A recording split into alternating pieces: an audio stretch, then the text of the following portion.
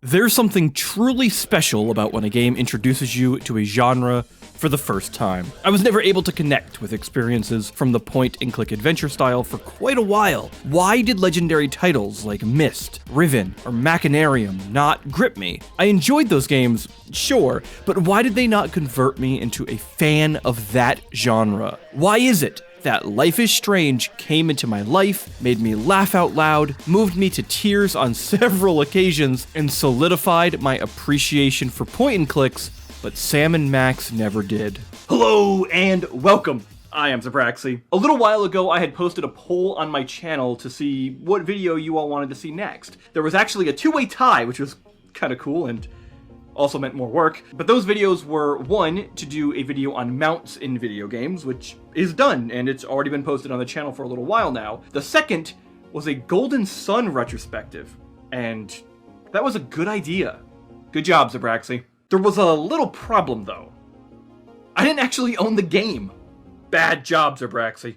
I want to give a huge shout out to a member of the community, Pyro, for actually providing me a copy of Golden Sun. He quite literally made this video possible. Next time, when I put up a poll, I'll make sure I actually have everything that I put on there. And trust me, I future-proofed. I've gotten the Lost Age just in case we get to that point, so that's already set. But again, thank you so much, man. I really do appreciate it. Honestly, not having the game and putting it on the poll was a really stupid move. I'm still not quite sure why I did that.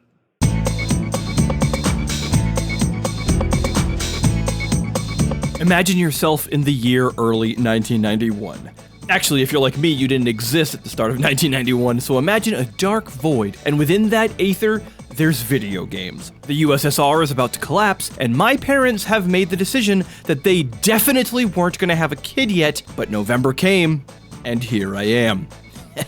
Suckers. The RPG genre was booming, and Japanese role-playing games were becoming more and more popular globally. Final Fantasy III had just released last year, Final Fantasy IV was on its way in 1991, Dragon Quest IV was about to drop, Ultima had released 6 games already, a new franchise called Ys dropped 2 titles, and the Mana series was about to be unveiled. This genre isn't just booming at this point, it's already tapped into, and all of the previous titles I just mentioned could be found on a Nintendo platform. Sega had Phantasy Star, sure, but that was their only big hit thus far. The NES and Super Famicom in Japan and Super Nintendo in the West already had a JRPG lineup of the gods, while Sega was playing some serious catch-up. There were even some new kids on the block, such as the Digital Devil Story series, which had a sequel about to release called Shin Megami Tensei. A critical darling for sure, but it didn't sell all that well, and it's probably doomed to fail anyway, right? You'll never see it coming. Nice one. In 1990, Hiroyuki Takahashi and his brother Shugo decided they wanted to make the next generation of RPGs for Sega. They rallied together a team and named it Sega CD4. I mean, it could have been a worse name, but not by much. Thankfully, that name didn't stay for very long, and instead, within the year, they named themselves Sonic Software Planning. Ugh, really, guys? Seriously? Alright, how long until they change their name to Camelot? 5 years? 5 years? And they never even made a Sonic game in 5 years. Sonic Software Planning never planned Sonic software. Well, that's how you want to be. After much work, Sonic Planning Software finally released their debut title, a JRPG for the Sega to help rival Nintendo's hold on the market. With titles like Final Fantasy and Dragon Quest, this new series would need a catchy name to attract new fans. After much deliberation and a year of hard work, we were finally graced with the brilliantly named Shining in the Darkness. Look, if they can get away with this, then I'm gonna develop a sports game called Winning in the Losing. Actually, that might be a genuinely worse name than Shining in the Darkness. Thankfully, despite not having any skill in the naming department, the Shining series would go on to be a massive success, with the even more famous Shining Force trilogy getting developed across the next 6 years. Titles like Shining Force 2 and 3 would go on to be considered some of the best strategy RPGs of all time. Sonic Planning Software had created something truly special here, and was making their own mark in the gaming world. So, the next step was obvious. Leave Sega and go join Nintendo to make RPGs for them. Yikes, man, that's gotta be top 10 anime betrayals worthy right there. Camelot now had a new, clear vision with an even brighter path ahead. Making RPGs is what they did best, and developing RPGs is what they wanted to do going forward. So, the team got together, got hard at work, and the plan was set, and the studio would stop at nothing to perfect their next big project. Mario Golf. Oh, and then in 2001, they finally made Golden Sun.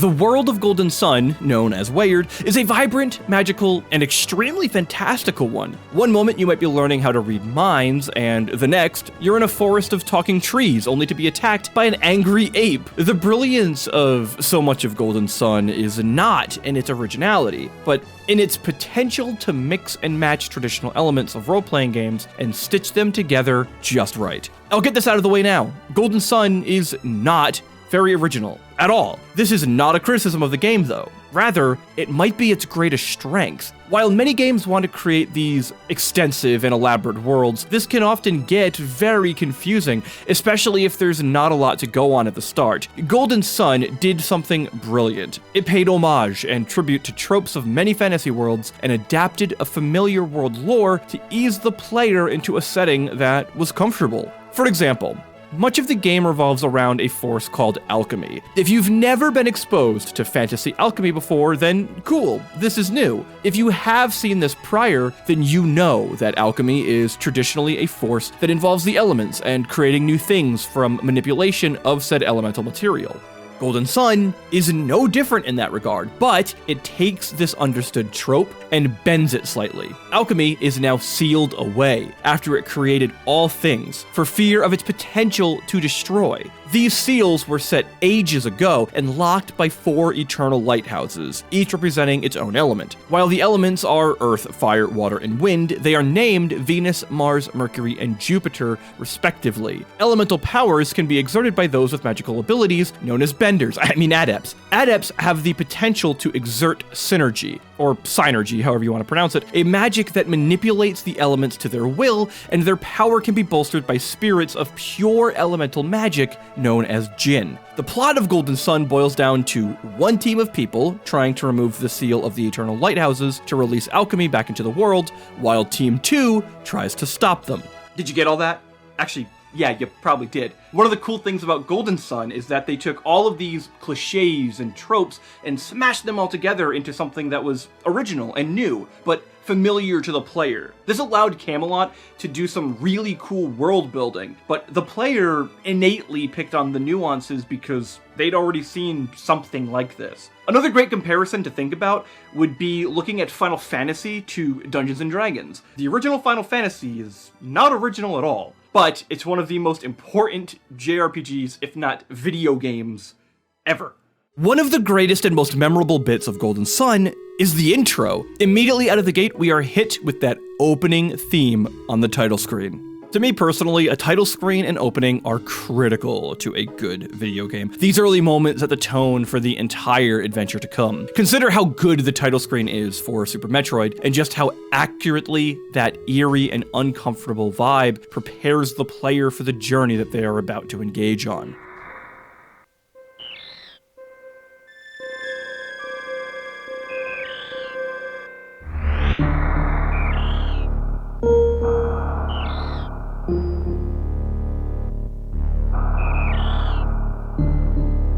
Consider another one of the 16-bit greats, Final Fantasy VI.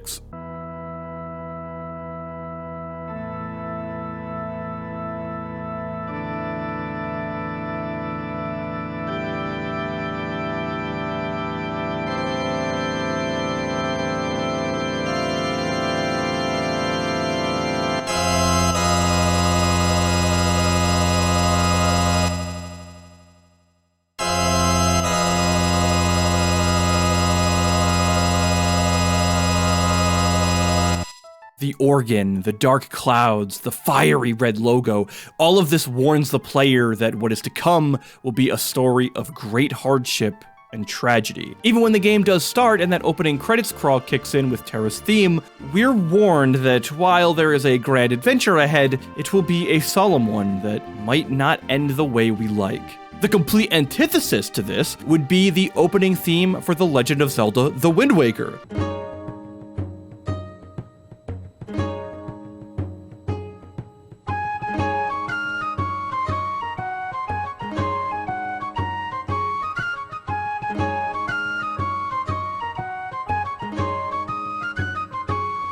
Everything about this opening theme, the menu, and the first steps onto the island just scream that this is going to be a grand, fun adventure with innocence along every turn. Golden Sun accomplishes so much with its uplifting flair despite being limited to the hardware of a portable handheld. Similar to Final Fantasy VI though, there's a second part to this intro, the first moments of the game itself. While FF6 would present Terra's theme in a manner that offered some conflicting hope, Golden Sun solidifies that while this might be a grand adventure, there is a tragedy underneath, or at least some sort of humility that should be exercised by the player. I can't break down each and every detail of the intro for the sake of time, but here are some highlights that Camelot should be proud of. Being woken up by your mother primes the player that whatever is happening is abrupt and we're not prepared. Isaac's mother, using Synergy to grab your bag off the shelf, lays out this practical use of how this magic could be used in the world, making this lore feel more relatable. Bumping into Garrett trying to save his possessions during a crisis tells us an awful lot about that character. First, that he clearly doesn't think things through, and second, that Garrett clearly respects Isaac's opinion a lot, meaning that they must be close friends to some degree.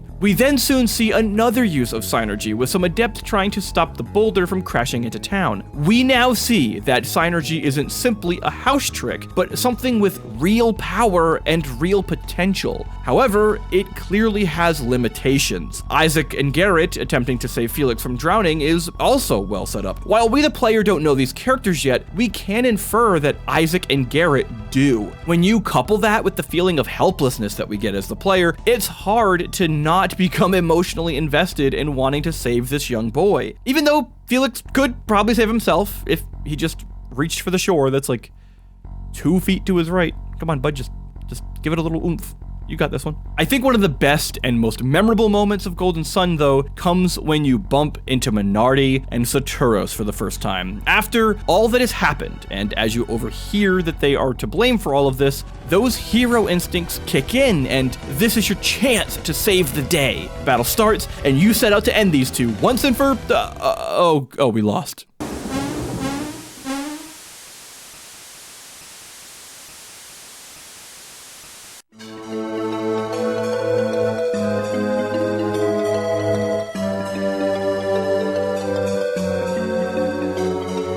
That's a pretty short game. I mean, it was fun and all, but I wouldn't spend the money for 25 minutes of gameplay.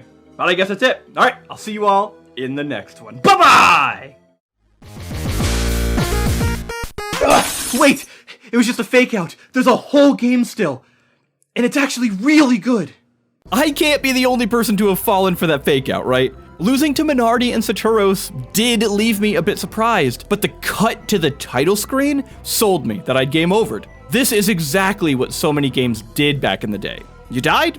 Well, back to the title screen and reload the game. Looking back, it was really dumb and annoying that games did that, but heck, it was standard, so Golden Sun emulating that exact practice had me utterly convinced that I had failed. Having a planned failure on an encounter is not new to RPGs by this point, but I think this might be the best setup and follow-through in the JRPG genre at the time of Golden Sun's release. The only other fake-out I can think of that's as good, and it's not even part of the same genre, is the King K. Rool encounter at the end of Donkey Kong Country. There's even a cute little detail that I noticed for the first time in this playthrough, by the way, though, too. The weapons that Isaac and Garrett are wielding are incredibly small, and after the time skip following the fake-out, the weapons they use are significantly larger. It's a subtle detail, but it perfectly encapsulates that passage of the 3-year time gap.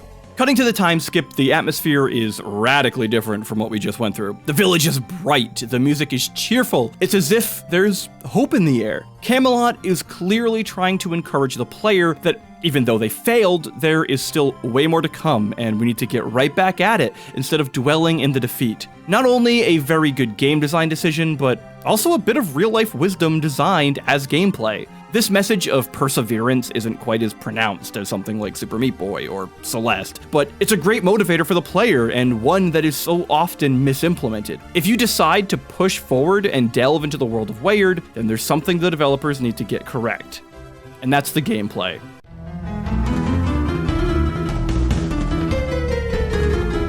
When it comes to the game mechanics of Golden Sun, I can't help but keep thinking that this is such an easy introduction to the JRPG genre and formula. In fact, it was my time analyzing the gameplay of all things that led to the thesis of this very video. I noticed that, similar to the plot and setting, Golden Sun doesn't go for massive overhauls. Instead, Camelot decided to go with something that I have called the Blizzard approach. Blizzard Entertainment is extremely well known in the industry, with some genre and medium-defining titles such as Warcraft 3, StarCraft, World of Warcraft, Diablo, Overwatch, and more. If you've noticed something about Blizzard, it's that most of their insanely popular and well-polished games aren't revolutionary at all. World of Warcraft did very little new in terms of the MMORPG genre.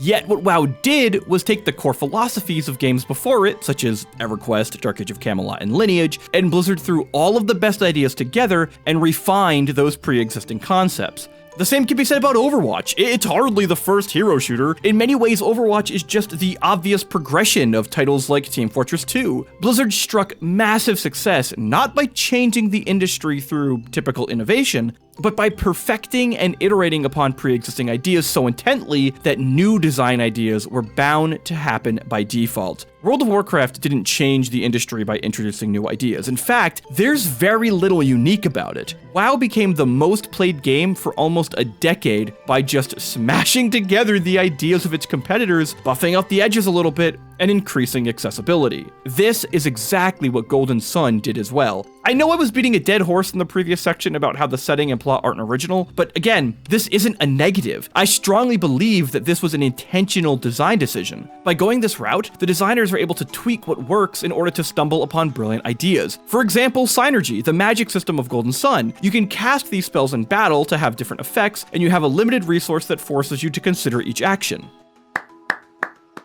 Congratulations, Camelot, on creating the most default magic system ever. But this is where things start to get really clever.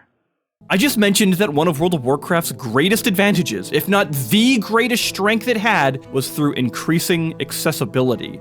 Camelot decided the same thing. In most RPGs, you have to use expensive items, rest at certain areas, or reach key save points to recharge your magic resource, whatever that resource might be. In Golden Sun, you regenerate synergy points by finding crystals, sleeping at an inn, or by walking around. Yeah, just by pushing forward and moving around the game, you will regenerate PP to use in battle. This makes the player feel so much more powerful relative to other JRPGs. By being able to spam magic, Isaac, Garrett, Ivan, and Mia all seem so much more capable than other JRPG protagonists. Casting skills more often comes with another benefit. Golden Sun can now further design skills and spells to have far more interesting and diverse use effects because the player will be casting them much more often. Since spells are happening more frequently, then the player is more comfortable with how the system works and will naturally want to experiment more to shake things up. The real beauty of this system is that the experimentation that will inevitably take place isn't just confined to the battle screen. Much of the synergy mechanic is also available to the outside world of Golden Sun. Basically, any screen, battle or otherwise, has the potential to use synergy. This can be as simple as moving objects, lifting objects, freezing water pools, and growing vines to climb. These types of interactions are core to the gameplay loop of Golden Sun. While battles are definitely a forefront part of the experience,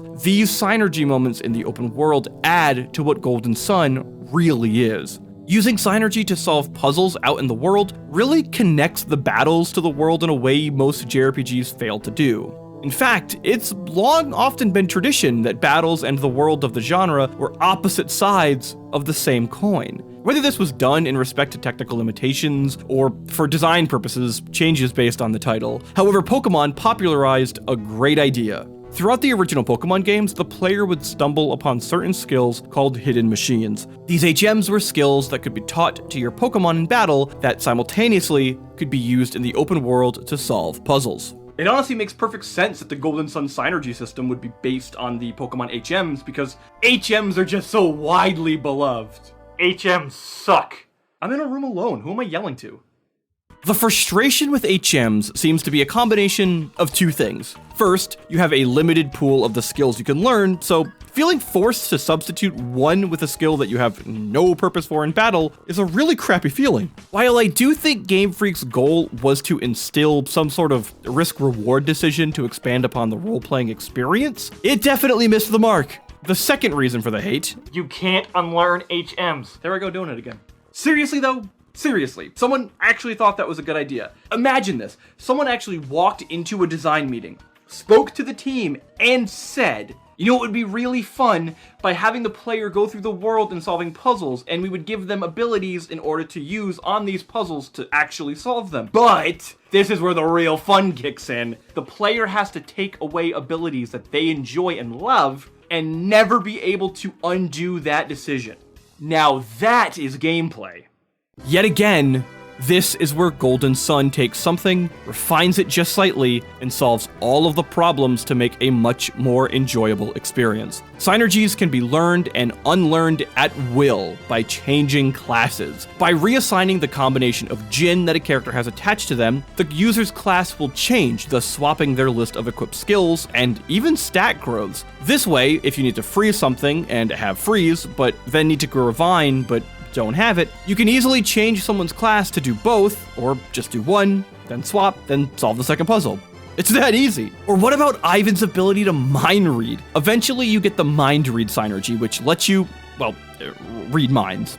Good one. This ability is easily the best overworld synergy by far. If you talk to an NPC, they might say one thing, but then you read their minds and they could have an entirely different perspective. A great example of this is at one point, there's an old man who's fallen ill and needs assistance. When you talk to him, he has a hopeful and positive attitude that he'll be fine. If you mind read him though, he questions if he'll be okay and seems that he's accepted death already. This dichotomy is brilliant. This is how real humans act. In tragedy, one will often act strong on the outside while crumbling with their fragility on the inside. There are countless examples of the brilliance of the mind read synergy, and if you haven't played Golden Sun, I highly recommend you mind read everyone. Literally everyone. You'll even find some pretty meta references along the way. In many ways, this feels like innovation, but rather, this iteration upon previous systems does more for the JRPG genre than if Camelot spent time and effort trying to create something new from scratch. The same argument can be made about the dialogue in Golden Sun. Decisions and choices are hardly new to the gaming industry as of 2001. Even games like Chrono Trigger had multiple endings derived from key decisions made throughout the journey. Yet again though, Camelot aims to create a gateway JRPG for players by introducing a choice without the pressure of decision making.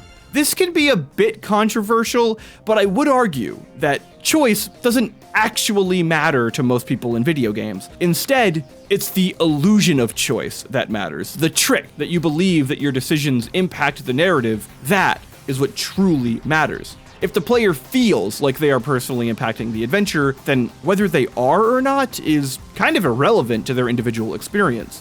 One thing I cannot take away from Golden Sun, though, is that there is a choice the player can make that will wrap up the adventure really early on. This decision happens right after the events of Soul Sanctum. It's here that you learn about the 4 elements of the world and how these elements can be manifested via stars within the Sanctum itself. Within the Sanctum, you manage across some basic platforming, light, and object puzzles, which sets the player up for the types of challenges that they'll experience along the way.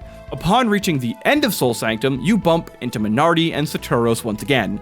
They, and now some new companions, are after the elemental stars so that they can hope to restore alchemy to the world by lighting the 4 eternal lighthouses. As you remove the stars from their statues, Jinn, elemental creatures, are released into the world. Before you can deliver the final elemental star to save your childhood friend Jenna, you discover that Felix, the young boy who was drowning in the intro, is now accompanying Minardi and Saturos to restore alchemy. Isaac and the crew are warned that alchemy being brought to the world could actually bring about a great destruction, and the basic premise of the plot officially unveils itself. Simply, Isaac is tasked by the Wise One to stop Minardi, Saturos, and Felix, and the rest of the crew from restoring alchemy and from lighting the lighthouses. Returning to the village after the events of Soul Sanctum, the village elders ask the crew if they are up for this task or not. This decision is critical. Way more critical than you might think. You can accept to go on the journey, like normal. And great. If you do that, you get to play Golden Sun. I hope you have fun. If you decline, though, Golden Sun ends. Isaac doesn't go on the adventure. The world plunges into darkness and destruction, and the game just ends. How cool is that? Must-have items for saving the world. Adventure Journal. Check. Master Sword. Check. Ocarina of Time. Check. Energy drink. Oh yeah, I got plenty of those. Check. All right. And that's it. I think I'm ready.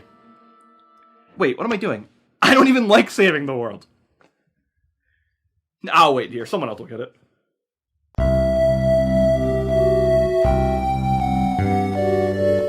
So there's an element about Golden Sun that I haven't really touched too much on. The story. I've glossed over it and given the basic overview of the world, the setting, the key players, and their motivations, but I've skirted around much of the plot itself. This is intentional, despite being a pretty counterintuitive move, given just how important a narrative is to the enjoyment of most JRPGs. Trust me, I want to talk way more about the story too, but there's something fascinatingly interesting with how Golden Sun develops its tale. Most RPGs on the Game Boy Advance, those of the J variety or any other letter that you see fit, were usually significantly smaller in scale than console titles, or were remakes of previous releases from the 8 and 16-bit eras. Golden Sun, on the other hand, is a 30-ish hour experience, with its sequel, Golden Sun: The Lost Age, creeping towards the 40-hour mark.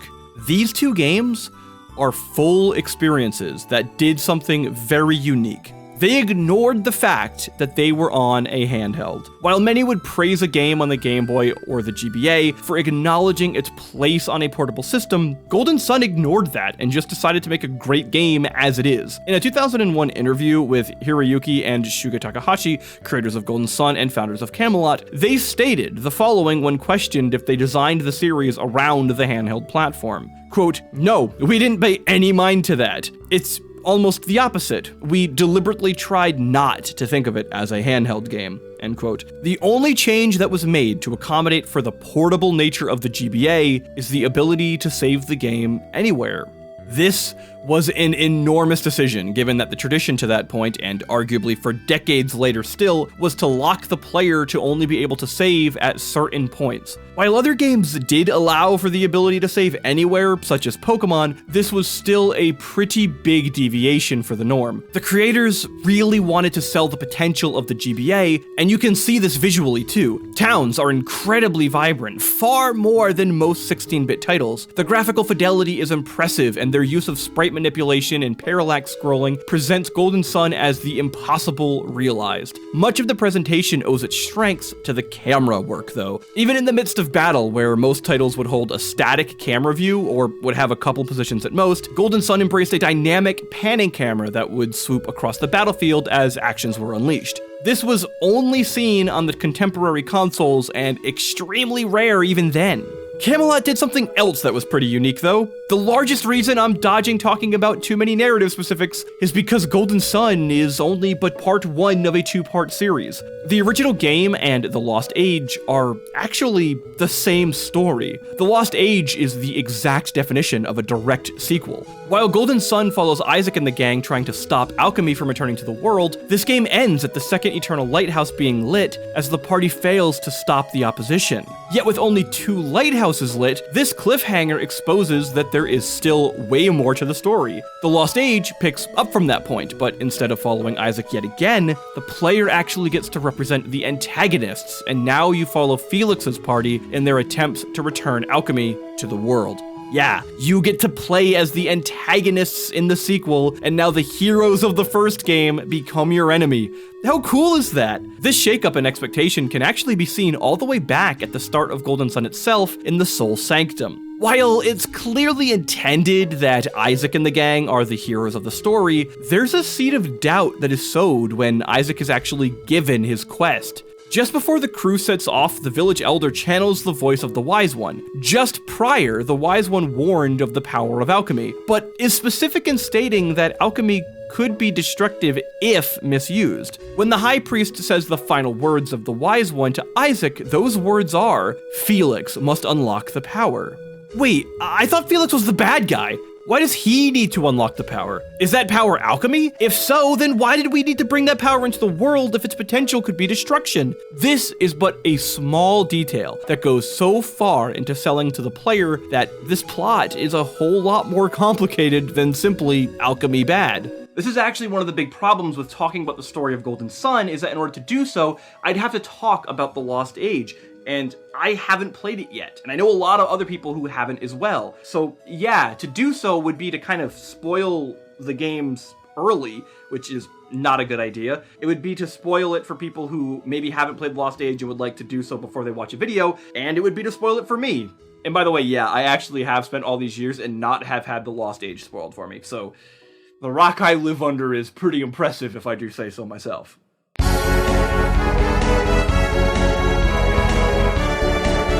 If you've watched any of my other retrospectives, you'll know that I absolutely adore video game music. I'm genuinely obsessed. Even while I was writing this script, I would often listen to some amazing soundtracks, such as the Scott Pilgrim vs. the World game album by the absolutely incredible Anna Monoguchi.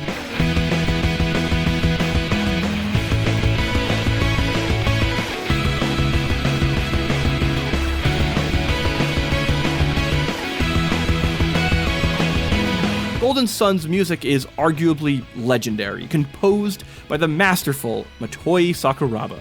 If you don't know the name, then perhaps you'll recognize the series he's worked on, such as the Tales franchise.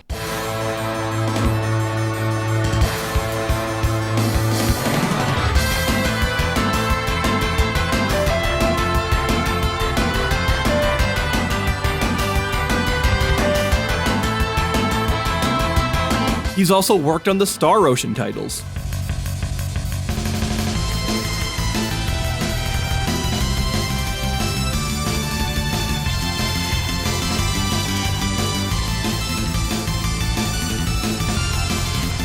His most recent work might arguably be some of his best. In a complete departure from his typical style, Sakuraba blessed the world with the tracks from the now famous Dark Souls series.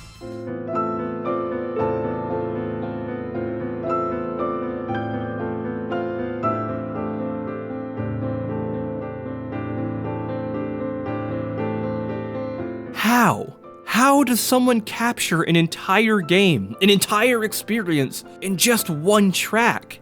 Everything across Golden Sun just oozes personality. There's also this wonderful air of cohesion that just feels natural as the game progresses across the environments. I know this should be what happens among a soundtrack, but it's a bit more nuanced than that. When it comes to Golden Sun, the transitions just work as if they were built for one another. For example, take this change in tracks from when you explore the overworld and then bump into a random battle. These two songs, side by side, never get old across the whole experience, and I still listen to them regularly because they absolutely rock.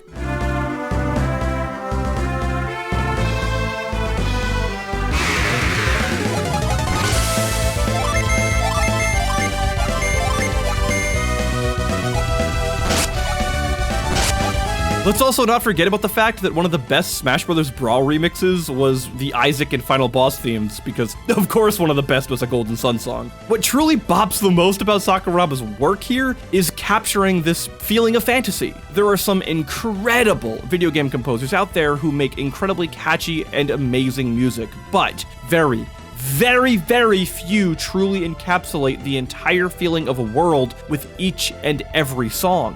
It's like every track could carry the weight on its own, yet we were gifted with something cohesive.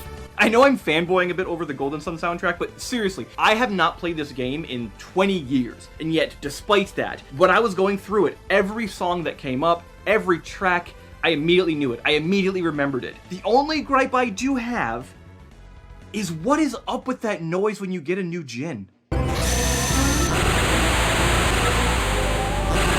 What the hell is that?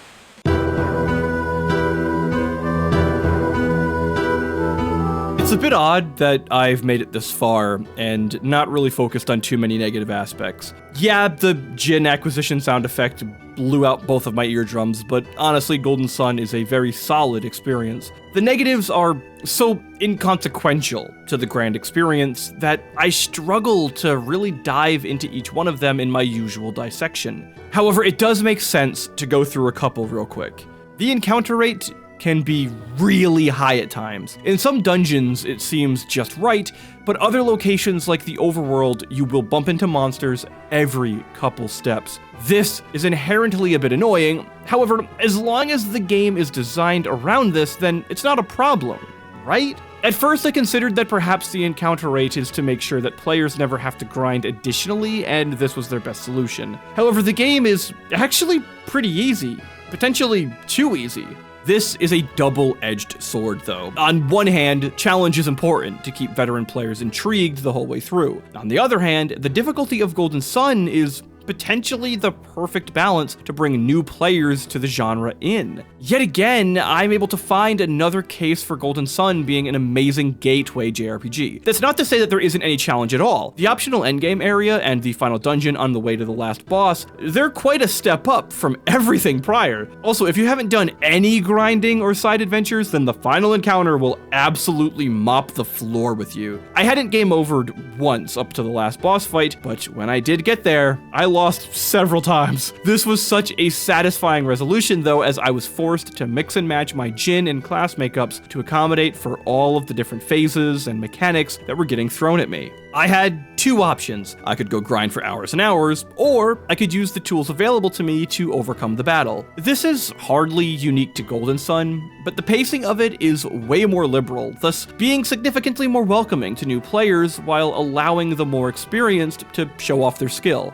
While the dramatic camera angles and the graphics in general can be a beautiful sight, even to this day, there is one glaring problem along the way. The perspective of some objects in the world can be a bit odd to judge. Sometimes things will look like they reach into the background, only not to, and you were expected to know that you actually can walk behind that item. For example, there was a log puzzle where you have to push a set of rolling logs to make a path to the exit. After about 30 minutes or so, I was so stumped until I accidentally found out that a pillar that looked like it was laying on the ground was actually standing up and you could push the log behind it.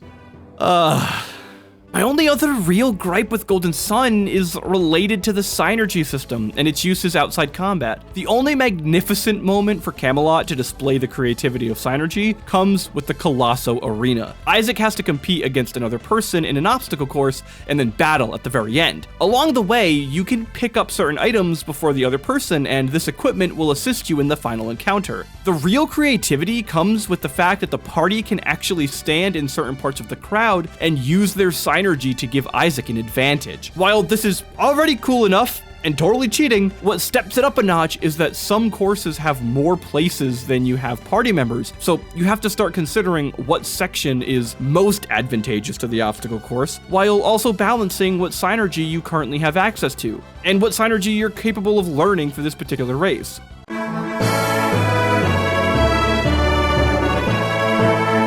I would argue that Golden Sun is one of the best entry points into the entire JRPG genre. While not a massively innovative step forward, the entire experience is a refined, simple, and beautiful adventure that anybody can jump into. The narrative isn't going to redefine the way you look at the world like Final Fantasy VI might. The pacing isn't at the same level of perfection akin to the likes of Chrono Trigger. There aren't systems that will forever alter what it means to interact with the world and characters like Persona 3.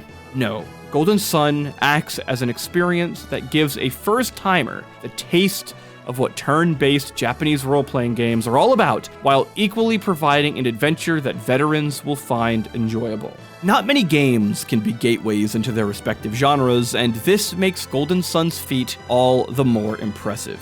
I'm reminded of titles like Fire Emblem Three Houses, which recently opened the floodgates for so many to finally jump into the strategy RPG genre. Super Smash Bros. Will forever be one of the best low skill floor, incredibly high skill ceiling fighter brawlers out there. These games welcome newcomers and experts while respecting each other's skill set and experience without compromising anything. You know, I've tried dodging mentioning this for the whole video, but I find myself compelled to bring it up. It's true that Golden Sun has been long since absent during the recording of this video. 3 titles exist, and we haven't seen one in many years. But I want to remind people that hope is not lost. I'm probably going to get crap for this for stoking up hope, but here we go. Camelot still exists, even if it's only to make Mario sports games, it seems. And beyond that, the real reason I do hold out hope personally is because other titles have entered and re-entered the scene and reinvigorated the player's desires for more of these experiences. It's impossible to not look at the Bravely Default series as a return to form for classic JRPGs, and despite the franchise seemingly being over in 2021, we saw the release of Bravely Default 2, which was phenomenal. We could take this a step further with Octopath Traveler, yet again a classic JRPG with an aesthetic clearly styled by early 16-bit games and Golden Sun itself. If Metroid Dread can drop in 2021 after the almost 2-decade hiatus and become the best-selling Metroid game and end up as my game of the year, then Golden Sun has hope to come back. Granted, it might not end up happening, but at least nothing can take away from the absolutely stunning and welcoming experience that is Golden Sun.